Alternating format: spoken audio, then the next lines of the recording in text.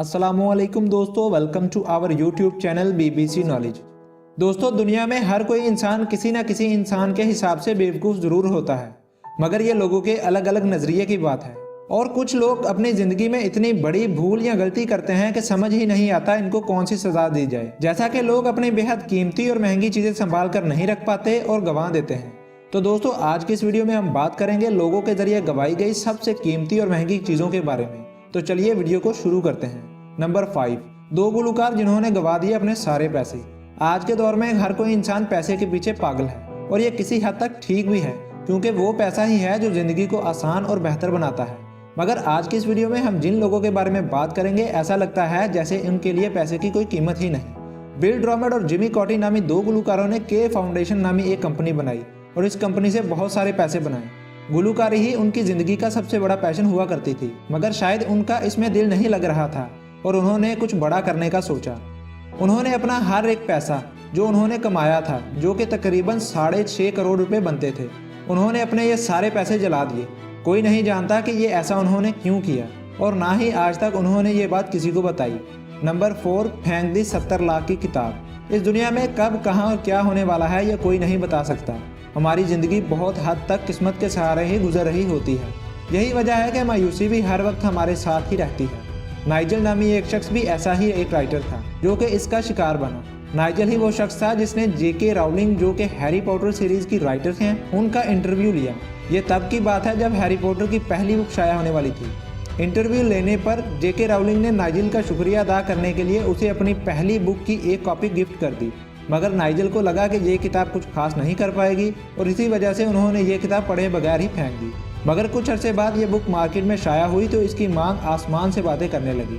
तब इस बुक की कीमत तकरीबन 70 लाख रुपए बनती थी। नंबर 3, 50 लाख रुपए के जेवरात फेंक दिए कूड़े में। एक अमेरिकी शहरी जो कि अपनी बीवी को उनकी 23वीं शादी की सालगिरह पर कोई गिफ्ट देना चाहता था, उसने सोचा कि वो अपने इस शादी की सालगिरह को बहुत बेहतर बनाएगा और अपनी बीवी को एक बहुत अच्छा तोहफा लेकर देगा। ये सोचकर उसने तकरीबन 50 लाख रुपए के जेवरात खरीदकर अपनी बीवी के एक पुराने बैग में रख दिए। ये सोचकर कि जब इसकी बीवी इसको देखेगी तो सरप्राइज हो जाएगी और तब मैं उसे बता दूंगा कि ये गिफ्ट मैंने शादी की सालगिरह पर तुम्हें दिया है। ऐसा सब सोचकर इसने ये गहने बीवी के पुराने बैग में रख दिए, मगर बीवी ने वो बैग खोले बगैर ही पुराना समझकर इसे फेंक दिया। जब इसके शोहर ने पूछा कि वो बैग कहाँ है तो बीवी ने कहा, मैंने तो वो बैग फेंक दिया। बस यही बात सुननी थी कि उस शख्स को गुस्से का दौरा पड़ गया और उसने अपनी बीवी को अपनी शादी की सालगिरह के दिन पर ही तलाक दे दी। नंबर 2, 12 लाख रुपए के मैकबुक लैपटॉप फेंक दी। एप्पल मोबाइल कंपनी को दुनिया की सबसे बड़ी मोबाइल कंपनी माना जाता है और यही वजह है कि इनके प्रोडक्ट दुनिया भर में बाकी सारी कंपनियों से महंगे होते हैं। इनका कोई भी प्रोडक्ट या मोबाइल खरीदना किसी आम बंदे के बस में नहीं होता। एप्पल के किसी भी मैकबुक की कीमत 1 लाख रुपए से कम नहीं है। एक रूसी शख्स जिसे हर वक्त कचरे में कुछ ना कुछ ढूंढने की आदत थी, इसे एक दिन कचरे में एक बड़ा बॉक्स मिला। जब इसने इस बॉक्स को खोला तो उसको इसमें तकरीबन 15 बड़े मैकबुक लैपटॉप्स मिले। ये मैकबुक लैपटॉप यहाँ कैसे आए ये पता नहीं चल सका, मगर इससे रूसी शख्स की किस्मत जरूर खुल गई। नंबर 1, पैसों से भरी टायर। टायर कोई ऐसी कीमती चीज नहीं कि जो खराब होने के बाद लोग इसे संभाल कर रखें, इसलिए कूड़े में कोई भी ऐसी टायर मिले ये कोई खास बात नहीं।